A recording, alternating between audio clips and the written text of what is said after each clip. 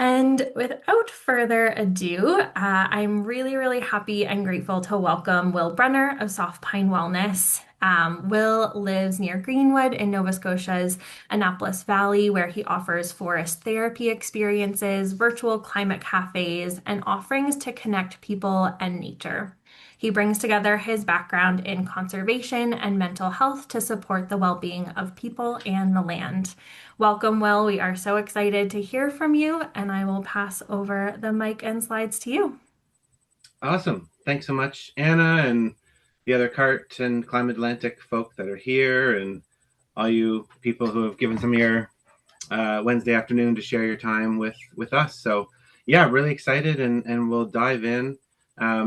As Anna mentioned, and I'll talk more about this, but I have experiences in nature therapy, doing connective experiences for folks on the land. I came from a biology and conservation background. I've also been working in mental health for a long time, some wilderness-based mental health and addictions programs. My day job now is currently a peer support worker for a at-risk youth organization in the valley in Nova Scotia here. So, I'm really passionate about this topic, and I'm involved in it in different ways. So, yeah, really excited to get started. So, my first slide after the title slide here, and Mintaka at Climate Atlantic is going to change my slides for me. Thanks so much. Anna mentioned the larger landscape that we're within. I'm located near Greenwood in the Annapolis Valley, which is in Mi'kma'ki, and it's so important to acknowledge and recognize and consider what it means to be on unceded territory of Indigenous folks, the Mi'kmaq folks here in this land. And this photograph behind the word Mi'kma'ki is of the Fales River, which is, I can see the valley across the lane from where I'm sitting in my window here. The Fales River flows into the Annapolis River, which is the name of the valley that we're in. And the Mi'kmaq word from this website, placenames.mapdev.ca, Mi'kmaq Place Names Atlas.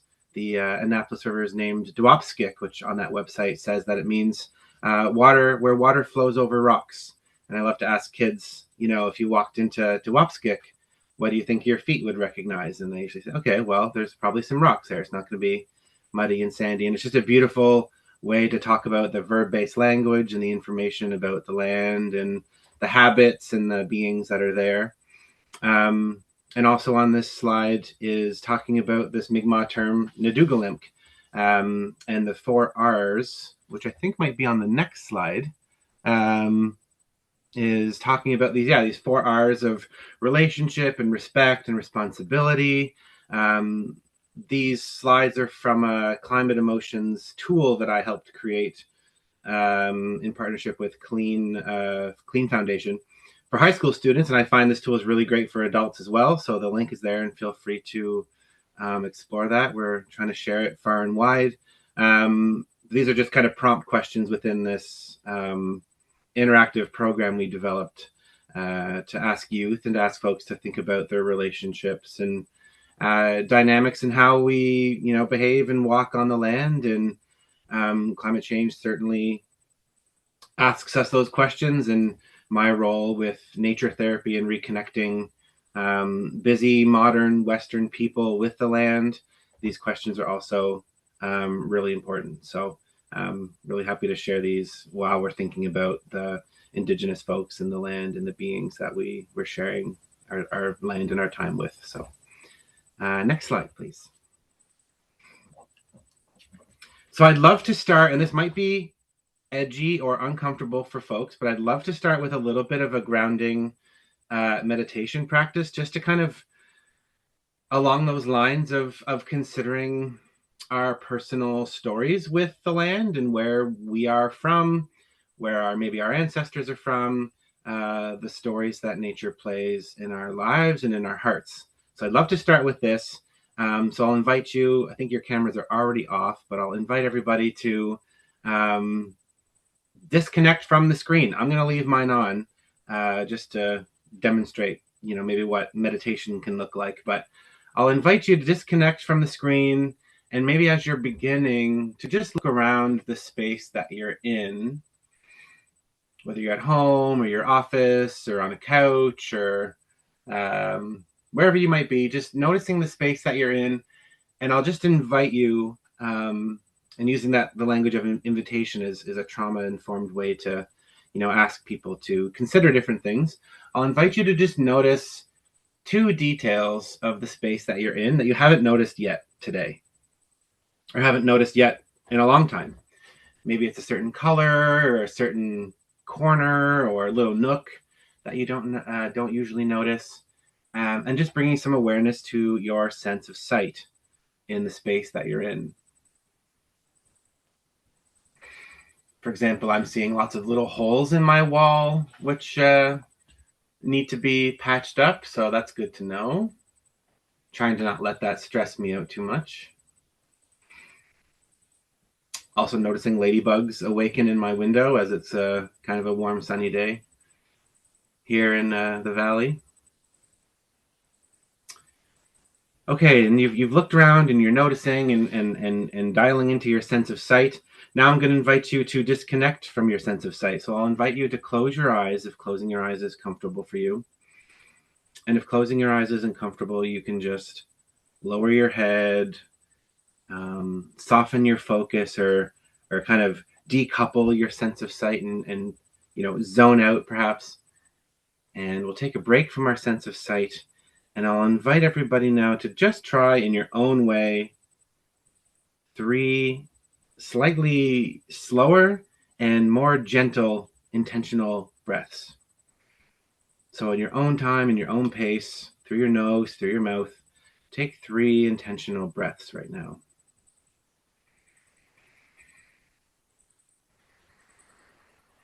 And maybe those are deep breaths and it feels nice to do that right now.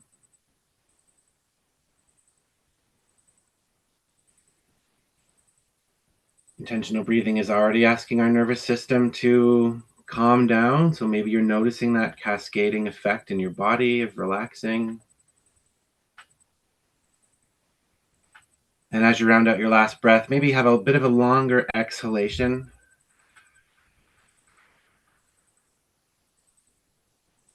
Give that air some extra time to leave our lungs before we take our new breath. And we'll go back to our natural breathing pattern, but with our eyes still closed or disconnecting from our sense of sight. I'm going to invite you in your mind's eye, and perhaps you want to hold a hand or both of your hands over your heart or your belly or your chest. But I'm going to just invite you to go into your mind's eye and just try and think of any potentially special or sacred or cherished place in nature. Anywhere in your life. This could be somewhere from childhood, favorite vacation spot, maybe your grandparents' farm or where they might have lived. Maybe it's a special beach or trail that you go to with a loved one or a pet.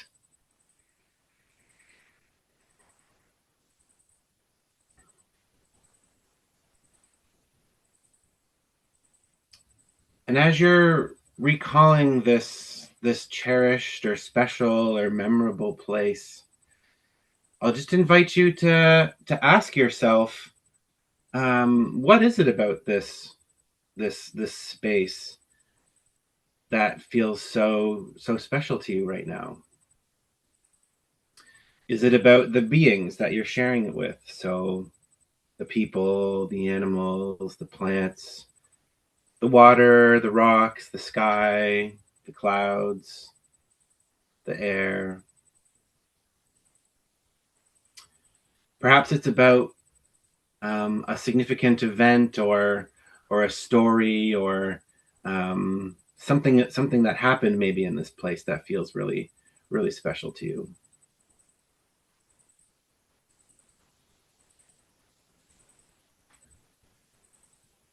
Or perhaps it's the activity and what you do there that feels so special and cherished.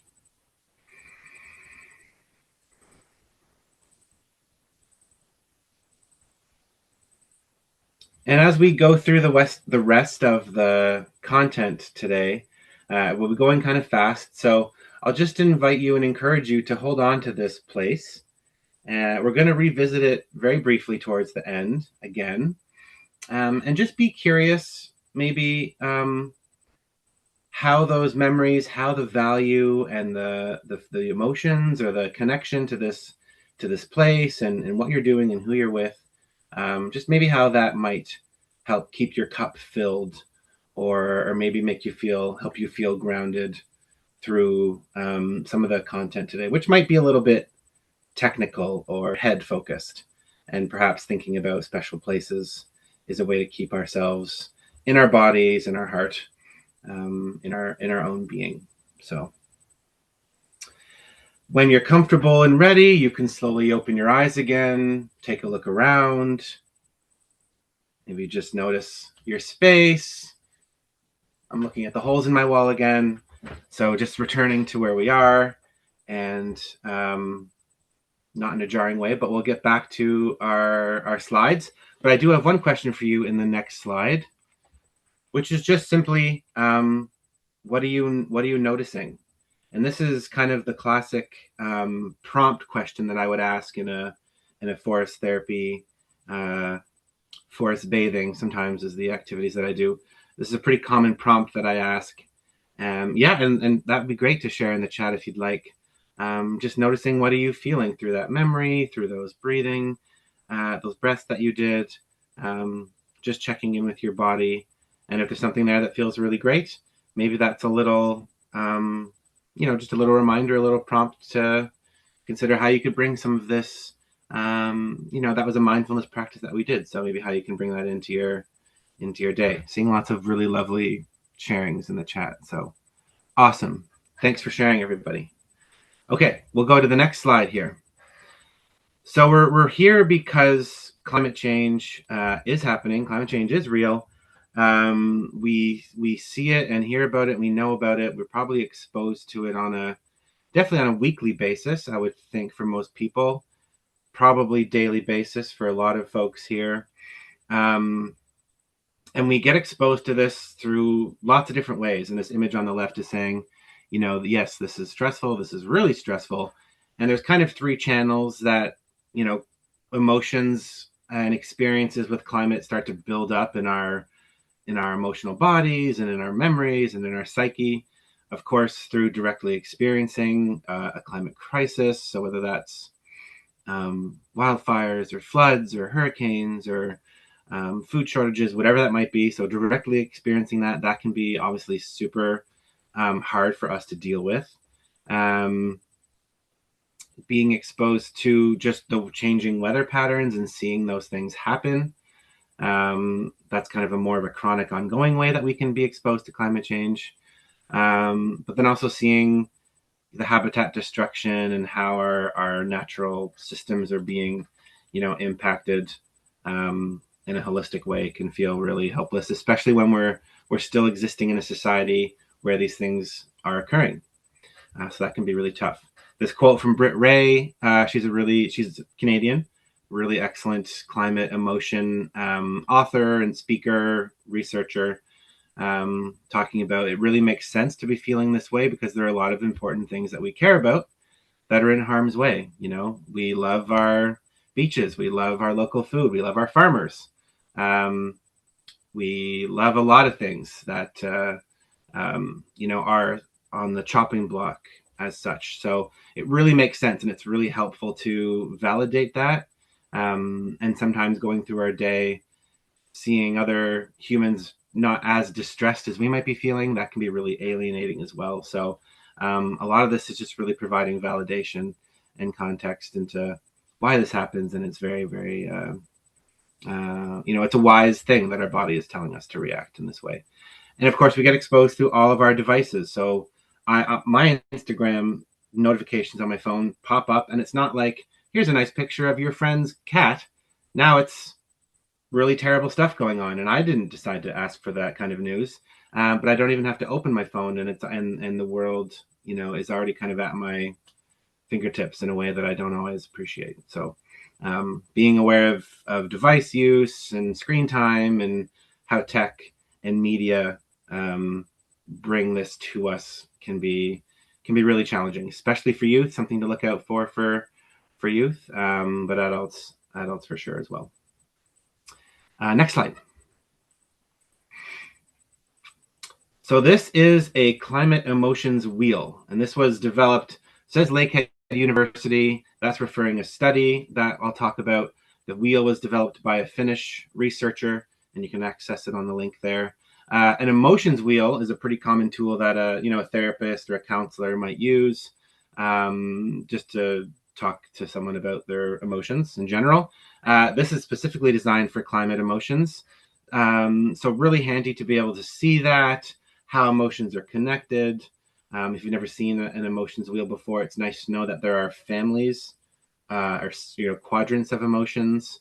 So maybe we really do feel fear, but maybe in addition to that, there's some worry, and that's a different kind of emotion. But it's kind of nice to know how those are connected. And this study from Lakehead in Ontario was looking at rural Canadians and their emotions. So naming lots of things that are on this emotions wheel. And note that the blue portion is positive emotions, and that was revealed in the study. But they found that there was a dilemma with a lot of folks where they're not sure how they should communicate their emotions because they feel like it's a burden to other people. So that's kind of a tricky phenomenon. One of a few kind of tricky, slippery things about climate change and the emotional piece to that. But a lot of folks are really hesitant to share and open up about that because it's really disturbing. It's quite real, and it's hard to manage those things. So yeah, that's why we're here, I suppose. So we'll hop on to the next slide. So I'll just encourage you, and I probably should have done this before this slide actually, but this is my climate emotions constellation. At least it's a pretty common constellation for me. So in this research was the idea of we all might have our own unique constellation of emotions that we typically go to. So I've circled depression and anxiety and outrage. There's lots more for me as well. But perhaps each of us have our own, constellation or cluster of emotions, and they might be really contrasting. It might feel kind of strange to feel outrage and at the same time gratitude. That those are maybe two things that are difficult to hold at the same time. And maybe it's different parts of the whole climate, world that we feel different emotions from, but it's something that might be happening in our community, like a climate event, might bring up all kinds of emotions from us, and some of it might be, beautiful and hopeful emotions, seeing the resilience of people working together, just kind of getting through a challenge with others can be really special. But at the same time, lots of really tough emotions as well. So if you've never seen this tool before and asked yourself what your climate emotions can be like, that's a great question that you can ask yourself.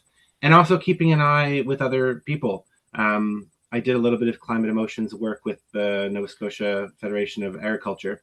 And farmers are obviously on the front lines, are some of the folks who are on the front lines of a changing climate, directly impacting their livelihoods. And it was really powerful to see farmers who maybe some of them aren't used to naming emotions, not to be too stereotypical, but this is new for some people. And it was really powerful to see and kind of witness the sharing of those. And we'll get into more of that in a few seconds here. Next slide, please. So this is called a window of resilience. Don't worry too much about the data points or like what's actually happening on this chart here. Most important thing to know is there's a blue chunk in the middle where we're within our window.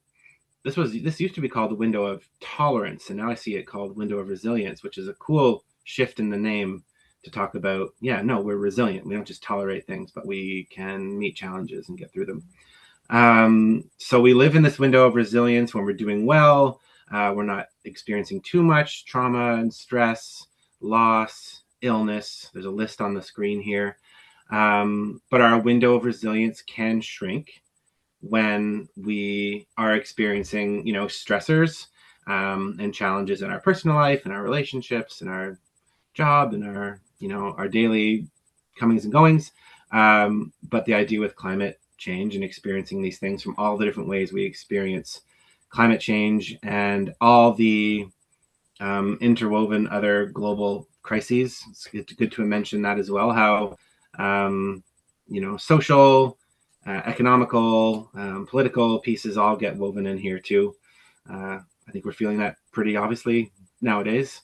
So, but these things come at us. They're stressors, and they reduce our window of resilience and pushes us into either one of these two red zones. On the top is hyper arousal. The below is bottom is hypo, which is basically hyper arousal is more of your high energy anxiety, anger, rage, panic, those kind of things. Hypo arousal is a bit more of your low energy, depression, fatigue, shutting out the world, less motivation, pain. So again, this isn't a climate thing. This is just like a kind of a nervous system regulation, mental health piece as far as how our emotions, kind of work in our body. So the good news is there are lots of things we can do to help ourselves out with this window of resilience. And I think on the next slide, we will see that. So we know how our window shrinks with all of the stressors of life, but it's really excellent for us to know there are so many things that we can do, probably things that you are already doing that can help expand our window of resilience, allow us as individuals. We'll talk about community in a bit too, I think, but as individuals to feel more resilient, more able to cope with change, digest some of the news and things we're hearing from our colleagues or the work that we're involved in, because this can be really tough. And I think a lot of not knowing exactly who everybody is out there, but a lot of folks working in these change fields, heart focused caring fields. This could be teaching, healthcare, environmental, municipal stuff. We tend to just work, and keep our focus on that goal. We can get burnt out pretty quickly, or not really remember that we also deserve time to take some space and care for ourselves, and not always be diving all of our energy and our whole selves into the work. So lots of things that we can do, really mindfulness practices, getting outdoors, movement in general, physical exercise, sports, getting onto trails, social support. So having connections in your community, strong family ties, having hobbies, and just things that are basically filling your cup that help to create positive emotions and well-being in your life. These things all really greatly expand our window of resilience and allow us to tolerate a lot more challenging times. Doesn't mean we're gonna crash sometimes and come outside of that window. It's probably going to happen all the time for all of us, but there's definitely things that we can do that is proactive. And the good news is it keeps us happier and happier, when times are not so challenging. So it's really like a win-win situation. And I apologize if you've lost me for a sec. My screen's just gone to sleep. From previous experience, you probably can still hear me. I just need to log back in to my computer. Great. I'm still here. Hopefully you're hearing me, as I might have gone away for a sec. Great. Sorry about that, folks. Thank you. Awesome. I think we can move on to the next slide. And I apologize, I might be going a little bit quickly here, but I want to give a fulsome picture of what we're doing today. So thinking about all of that, I'd love to go back to our mindful space for a minute. So we just had a pretty big dose of emotions and how our nervous system works and how we're exposed to lots of really stressful things. Um, let's go back to our bodies and go back to our nature space and have a bit of a break from that. So I'll invite you again. I think your cameras are off anyway, but I'll invite you to disconnect from the screen again. Maybe your head is racing with all kinds of ideas around the scale of climate change and how looming it is for everybody and all the things that still need to happen. And maybe you are, connecting with some of those emotions, um, maybe for the first time in a while, and that's kind of stirring in you. So I'll just give you a minute to um, just kind of sit with that. And if you would like to practice some mindful breathing again, you can go ahead and do that. Have a few intentional breaths. You might want to stretch out in your space. So I'm just kind of reaching out and stretching out my arms and just coming back into my body, trying to get out of my head a little bit. So whatever might feel good for you to kind of just like reset, feel a bit grounded again, maybe remembering that special place that we went to earlier. And on that place, I'll invite you now to let yourself in your mind's eye, and again, maybe hold your hand over your heart or your belly again, and let yourself go back to that cherished and special place. And there's some beings that you're sharing that space with. Maybe it's some trees or some animals, or maybe there's some bedrock or some sand. Maybe it's a beach. And we'll just do some virtual forest therapy together here for just a few minutes. If you can really put yourself into that space right now, what can you imagine that you're hearing with your sense of hearing right now? And this is something you can do when you are out in nature, going through each of our senses individually. So allowing yourself to stand or sit down somewhere and ask yourself, what are all the different sounds that I can sense with my sense of hearing? And we're imagining, because we're not in our space. So be creative and curious and just kind of wondering. And especially as we're imagining, perhaps there is just really one sound that's coming through. And maybe if you were there in person, that would be amongst all the other noises, that's the one sound that's calling to you. And maybe you want to ask yourself, why? What is it about that sound that's maybe nature's way of speaking to you in this place?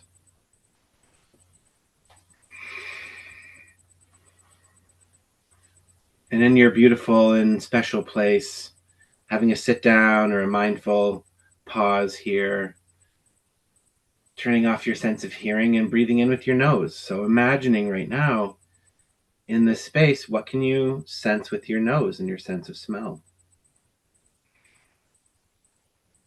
And often our sense of smell is tied to memory. So perhaps that's really strong for you in this memory right now. Maybe the smell of the ocean or the smell of a wetland, or for me, the smell of pine trees is always a bit nostalgic and really special for you.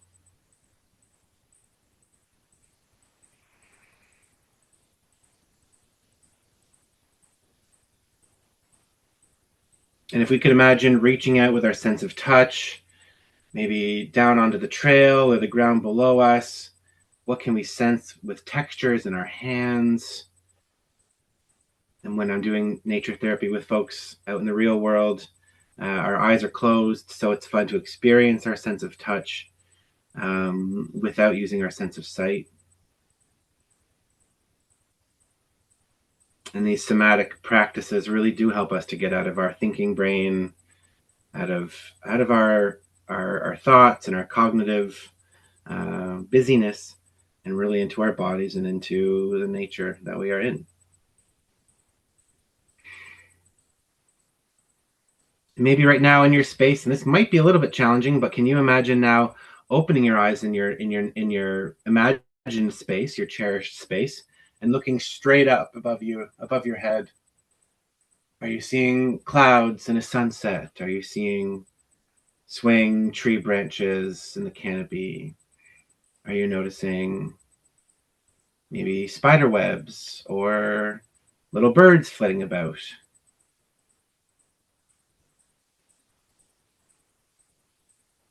Maybe something in nature is calling for your attention through movement and through your sense of sight.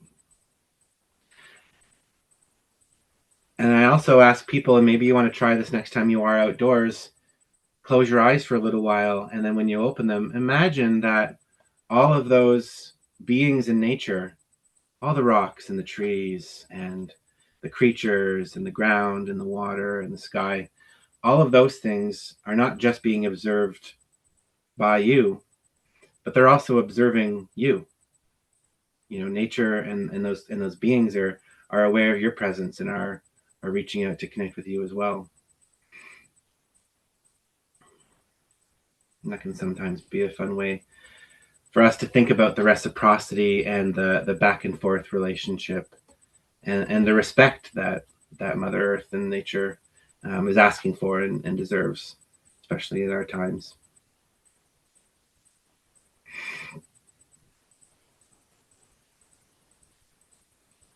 So I'll ask you to just kind of savor your cherished place in nature for the last few moments here, and whenever you're ready, you can come back to your room and open your eyes again. I was going back to the little lake by my cottage in Ontario, and that just makes me pretty darn happy every time I do that. A lot of senses come up for me when I go back to that place. So hopefully that feels a bit grounding and reprieve from some of the heaviness that we were talking about earlier. And I do want to get to the last few slides because I want to have some time for us to ask some questions. So I'll hop into the next slide, talking about kind of some tools that can relate to climate emotions and kind of the um, emotional lens that we're talking about with climate and adaptation and bringing our culture and our communities and our people into a new space.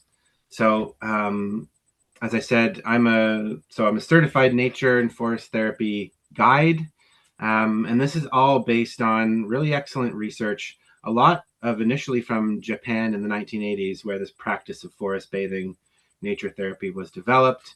As we're practicing now, but if we were outdoors, mindfulness, mindful time in nature, slowing down, breathing, sensory experiences. Like I said, all of these expand our window of tolerance. Basically, they're putting us into our rest and digest side of our nervous system and helping us manage some of the chronic stress that we might be feeling from the day, from climate, from everything that's going on in the world. So lots of really excellent research that slow, mindful time in nature can really boost your well-being. It reduces blood pressure, helps with your heart rate, gives folks better sleep and attention. Really, really awesome research. And so awesome that there's this program called Parks Prescription Program, or PARX, started in the States. Now it's across Canada. I believe it's in all the maritime provinces, where physicians are actually able to now prescribe nature to their patients. And in Japan, they've been doing this for a while. I was in a presentation with a Japanese forest nature therapy researcher who said 80% of Japanese people practice forest therapy in some context. So that's really cool. But now our doctors are able to give prescriptions, and we even have a dose of 2 hours a week, 20 minutes at a time. So giving folks, it might seem kind of funny and ironic that we need a doctor to tell us to go outside and have some fun, but we do. We're busy. There's sometimes barriers to accessing nature. We're not used to it. We're not comfortable. Maybe we don't know where the parks are. And folks like my forest therapy organization, Nature and Forest Therapy Canada, are wanting to help physicians and help patients and help people find where to go and how to get the best out of your 20 minutes at a time mindful times in nature. So This is something that's really accessible to everybody. It's important to recognize that sometimes mindful time in nature isn't relaxing and peaceful for people. I work with at-risk youth, some who are unhoused, so time in nature isn't necessarily a reprieve for them. Maybe folks that are, really on the front lines of facing climate change. It's often our more vulnerable and equity-seeking groups that are feeling those effects more. So not always is nature kind of a peaceful break from what else is going on in the world. But maybe we can find ways to still receive some of the benefits from mindful time in nature. Next slide. So this is a local tourism project that I'm involved in here in the Annapolis Valley. It's called Food, Art, Nature. So the only reason I bring this up, this isn't just advertising for me and my business. Although if you want to come out and visit me, you're very welcome to do that. Um, this is interesting because a lot of farmers are involved in this food, art, nature, the food part of it. And they're bringing, so we've all been trained to craft really immersive, really hands-on, really organic, immersive experiences. And this is kind of from a tourism perspective. But a lot of farmers are looking at their business model and how things are changing, of course, through climate change. And they're thinking about different ways to bring in revenue and income into their household and their family. But it's also inviting the community to connect with local farms and local food and local businesses. I'm also in conversation with a few woodlot owners who are thinking exactly the same thing. They're wondering about more sustainable ways to use their land rather than just harvesting. And somebody like me, or a naturalist, or anybody really looking for places to go outdoors and have time in nature.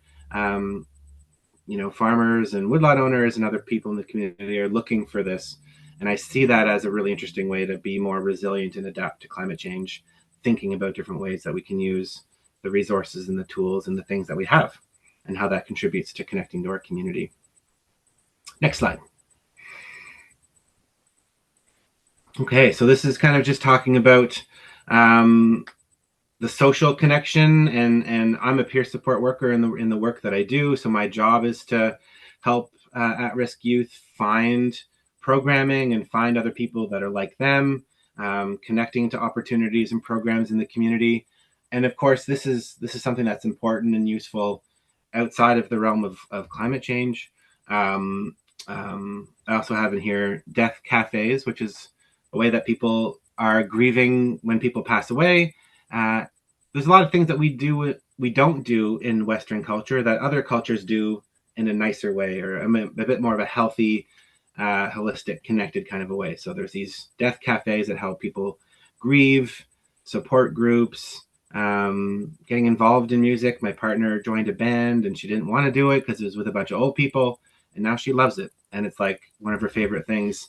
And it's boosting her well-being, right? It's making her more resilient. It's growing that window of tolerance. So just kind of shining a light on all those community supports and assets that we have. I think losing church suppers and church gatherings, that might have been a cornerstone of community sometimes, and I think that's changed a little bit. And kind of wondering, what's kind of changed, or what's helped to take place of that. But it's really, really important to think about that, and how these seemingly tiny and insignificant community groups and meeting places are where some of the real conversation and the real connection and the real networking happens. And I see that a lot with some of the climate stuff that I do out here. So next slide. We have a bit more on this. Social connection is a key ingredient of community resilience. So kind of what we're talking about here. Just more examples. Farmers markets are a beautiful way. I'm probably talking to preaching to the choir a little bit with this slide and probably the next one. But there are lots of people who are lots of organizations and groups like Climate Atlantic who are specifically hoping to bring folks together to find out who's who in the community, bringing together skills and data and perspectives, and really helping us feel a bit more connected and a bit more resilient, and whether that's based on nature, like trails. Um, I was invited to do a mental health talk for Hike Nova Scotia, so talking about mental health benefits and trails and recreation. So that was really neat. Um, Lots of mental health organizations and other kinds of groups and ways that people can get together and find out what do we do when we have challenges in our community or when things hit the fan. Um, I was a participant in the climate adaptation and resilience training through Climate Atlantic, so I learned a lot from that as well. Talked a lot about knowing who's who in your community and feeling more resilient and prepared, not after something happens in a reacting kind of a way, but more of a preventative approach. And next slide. This is a bit more specific to what I do. So Anna mentioned climate cafes. So like the Death Cafe, climate cafes were modeled off those. Right now I host monthly virtual climate cafes. And all that is, it's not about teaching, it's not about debate, it's not guest presenters. It is just a sharing space for our emotions and our thoughts and our feelings and our experiences with climate change. And that validation, that connection, sense of togetherness and relating to other people. I walked away from my first cafe just so empowered and so heard, and it was really, really impactful for me. I did a little bit of this with youth in public schools in Nova Scotia a few years ago, seeing that being really powerful. And beside that is the Reimagine Resilience webinar series from How We Thrive. So there might be some How We Thrive folks here in the room. How We Thrive has a climate connections course. So there's really great content and a whole course that you can go through and actually bring to your community, which is all about this, learning about how did we get here and who makes up our community and how do these local economies work, and really kind of teasing out and giving lots of tools and ideas and inspiration. How We Thrive even might, I think, maybe still providing some funding for folks to get community events happening. And I also did mention the climate work that I did with the Nova Scotia Farmers, the Federation of Agriculture there. So I've been really lucky to be involved in a few different groups of people who are really looking at bringing together emotions and local people, looking at that more emotional, human, heart side of climate adaptation. Of course, infrastructure and climate data and like a lot of other things are obviously super duper important to how we evolve and meet climate change and adapt and kind of grow something new. But if we miss, the emotional piece, we're kind of losing a bit of the foundation behind, all of the people that bring these things together. So hopefully there's lots of links for you to check out there. And I think I have maybe one or two more slides left. The last thing I want to talk to you about is nature-based interventions. And for me, as a kind of a nature therapy and well-being person, I discovered this idea of nature-based interventions, which is a whole slew of different kinds of activities that are meant to be cost-effective, patient-led, helping to address equity and access to natural spaces. These kinds of activities outdoors, these land-based immersive activities, are prevention, promotion, and treatment. So it really does all those pillars of what we need from our healthcare system. And I think on the next slide, there's some examples of what nature-based interventions can look like. So that's anything from not just increased use, but boosting access, creating more education, having more programs happening, boosting the use and accessibility of trails, more not urban, but more further afar natural spaces. We have a lot of protected areas here in Nova Scotia, and we need more of them. It'd be lovely to see some ways to bring people out into nature, to experience these special places, talk a little bit about, some of the climate concerns in those areas, and also practice, some nature therapy, or maybe it's trail building and it's volunteering, gardening and local food. Lots of things can fit into this window. And I think it's a really interesting opportunity if we can hold all of these ideas of here's a specific, program or project or an event, and it's not going to just provide food for the community. It's going to be a climate adaptation project. It's going to benefit, mental health and well-being of maybe a certain population in the community. There's lots of kind of boxes that we can check, and to me, that just seems like a really great way to do a lot of things at once and be really holistic and really kind of grassroots and really boost our kind of collective ability to feel resilient and adapt to our changing world. That might be my last slide. So this is just a poster. This is an example. So myself and my business and an organization called Save Our Old Forests created this forests and health workshop. It was kind of kicking off, piloting a little bit of a nature-based intervention idea. So we did go to a proposed wilderness area that the Save Our Old Forest folks are working really hard on. And we practiced some nature therapy. We practiced some yoga. We talked about endangered species and forest ecology. Kind of really wrapped that up in a really fun afternoon. It was pretty chilly that day, but we had a lot of fun. Okay, last slide, I think. Just leaving a quote from Joanna Macy. So Joanna Macy is the creator of the work that reconnects and this model of creating change in the world, in our communities. And she talks about active hope is waking up to the beauty of life on whose behalf we can act. We belong to this world. The web of life is calling us forth at this time. We've come a long way and we are here to play our part.